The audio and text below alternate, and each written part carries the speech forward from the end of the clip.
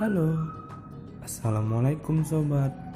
Kenalin nih, namaku Alfatul Ilham.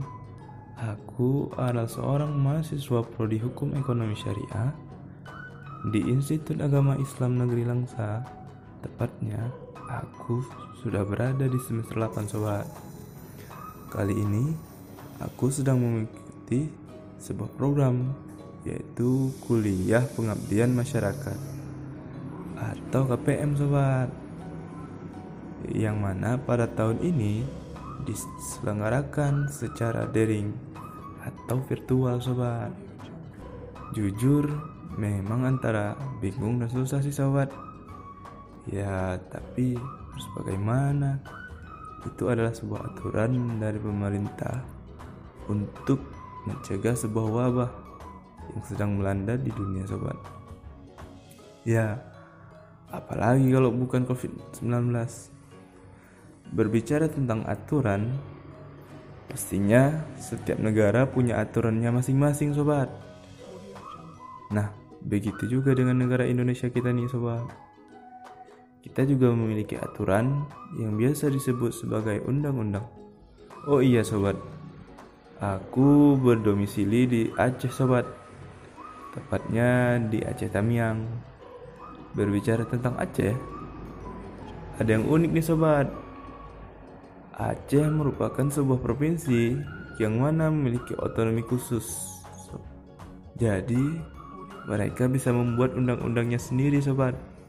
Nah, berdasarkan Undang-Undang Nomor 41 Tahun 1999, Aceh diberikan wewenang dalam melaksanakan 3 keistimewaannya, yaitu keistimewaan dalam bidang pendidikan, adat, dan agama sobat. Kewenangan ini juga ditegaskan kembali dalam Undang-Undang Nomor 18 Tahun 2001 sobat. Walaupun dalam kedua undang-undang tersebut diberlakukan syariat Islam, sehingga adanya intervensi yang lain namun secara umum. Kebebasan pelaksanaan Islam di daerah Aceh. Pelaksanaan syariat Islam di Aceh ini meliputi aspek akidah, ibadah, muamalah, akhlak pendidikan, dakwah, baitul mal, kemasyarakatan, syiar Islam, pembelaan Islam, qada, jinayah, munakahat, serta aspek mawaris sobat. Kemudian, melihat aspek-aspek pemberlakuan Islam di Aceh yang biasa disebut sebagai perda syariat Islam tersebut. Nah, tampaknya dimensi-dimensi sosial kemasyarakatan yang ada di dalam masyarakat semuanya masuk dalam wilayah pemberlakuan syariat Islam. Karenanya, pemberlakuan syariat Islam ini disebut sebagai pemberlakuan syariat Islam secara kafah atau menyeluruh sobat. Dalam pelaksanaan seperti ini diharapkan Islam benar-benar berjalan dengan baik di Aceh ini sobat. Karena hal inilah provinsi paling ujung di Sumatera ini dikenal sebagai provinsi paling religius sobat, yang mana hukumannya pula diambil dari Islam itu sendiri sobat. Dalam sejarahnya, Aceh merupakan salah satu negara kesultanan yang paling kuat di Asia Tenggara.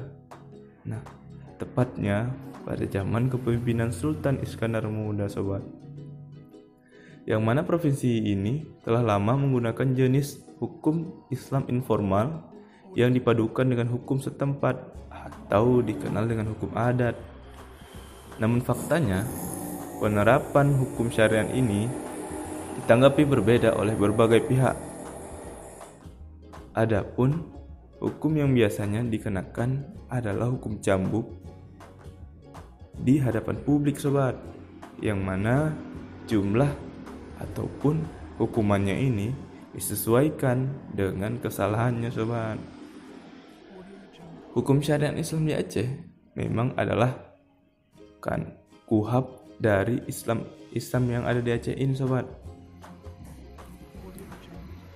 Namun walaupun begitu, praktik jamu tersebut menarik perhatian kalangan masyarakat internasional. Tetapi dalam kenyataannya, banyak ketentuan-ketentuan hukum yang dianggap oleh beberapa orang atau beberapa oknum. Mereka berpendapat bahwa hukum tersebut melanggar dari standar hak asasi manusia internasional yang menciptakan hambatan serius bagi beberapa orang ataupun bagi manusia ini. Nah, sobat, jadi sobat, di Aceh ini juga memiliki polisi keislaman atau yang disebut sebagai Wilayatul Hizbah, yang biasa disingkat WIHA nih sobat. Jadi kalau kalian mau ke Aceh, nah, ikuti juga aturan yang ada di Aceh. Kalian harus pelajari, taati, dan lakukan sobat. Nah, sobat,